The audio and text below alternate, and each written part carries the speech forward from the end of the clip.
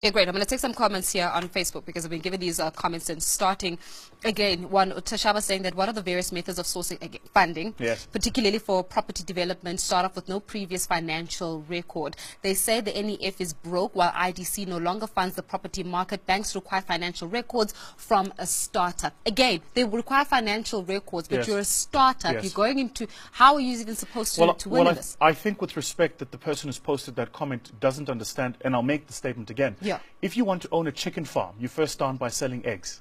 If he wants to be a property developer, he should probably start by getting properties that are available, renting them out, generating a financial track record, generating cash flows, proving he can run a business, learning mistakes, owning 3, 4, maybe 5 flats. Then he can build an apartment building with 60 flats. Yeah. So we have to get the thinking, and I have to say this, we have to get the thinking of black people right. We have to get this right, guys. Well, F&B wasn't built overnight. Neither was ABSA.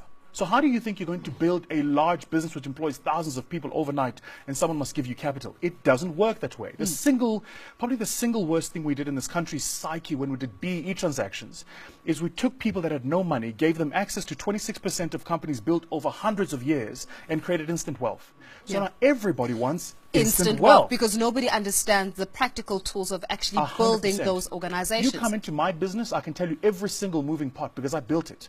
I can tell you the IT, the infrastructure, the operations, the HR, the marketing, the finance, the working capital cycles. Yeah. I built it. Nobody came and was just there. I built it from scratch. And it's important for, especially, and I'm passionate about saying this to black people specifically, we have to start where we are. We have to start where we are and build with the small steps. Okay, great. So we've spoken about how perhaps the redundancy of our business plans. Sure. We've looked at how we need to start changing our mindset. So now I'm going to ask you the question of where do I start? Be practical with me, okay? So let's use the person that has got a property company, for example. We've got property there. You want to get into the property market. You don't have capital. You are a startup. How do I start? My business plan is redundant, as you mentioned. My mindset is clearly messed up a little bit. How do I start and how do I get this formula right? With your permission, let me use a different example. Yeah. Yesterday, we got an approach from a young lady who was looking to raise 5 million rand to buy a chicken farm. And the chicken farm she wants to buy is run and owned by white people who want to leave for whatever reason. And she's saying, I want to buy the chicken farm. So I went back to her and I said, what proof have you got of the financial track record of that business? 1, 2, and have you ever run a farm of any type? The answer was no. So this is what I said to her. I said to her, I will give you 50,000 rand to go and buy eggs at a Pick n Pay. Just go to Pick n Pay and buy some eggs. Take those eggs and find people standing in street corners and sell those eggs at a batch of half a dozen each. That's 6 each.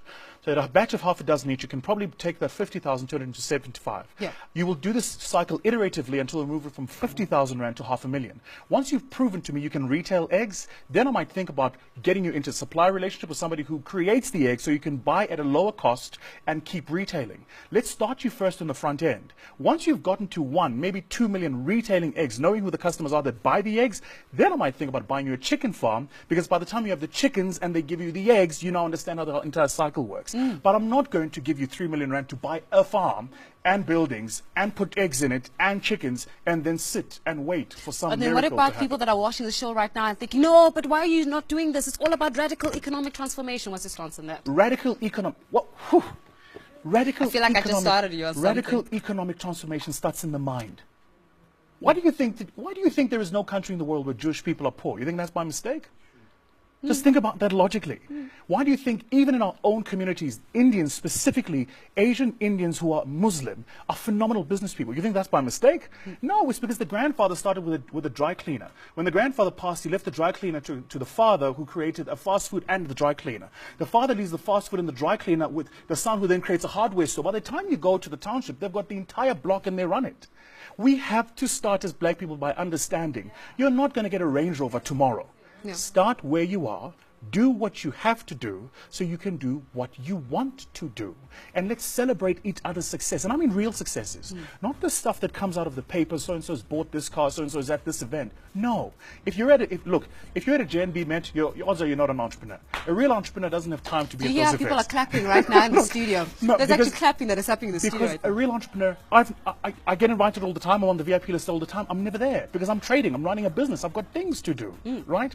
It's important for entrepreneurs to to understand entrepreneurship is a difficult thing. You're in the dark engine room building the engine to this car for the first 10 years of your business. But once it's done, it's going to be a phenomenal ride to the end. Real economic transformation for Tena Njengabantu Abamnyama is starting things we own and owning the things we say we own, not being seen to own. It is about time, I think, we need to talk about the perception of success versus the reality of it.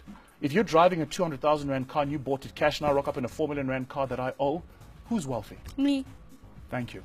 Thank you so much for joining us this morning.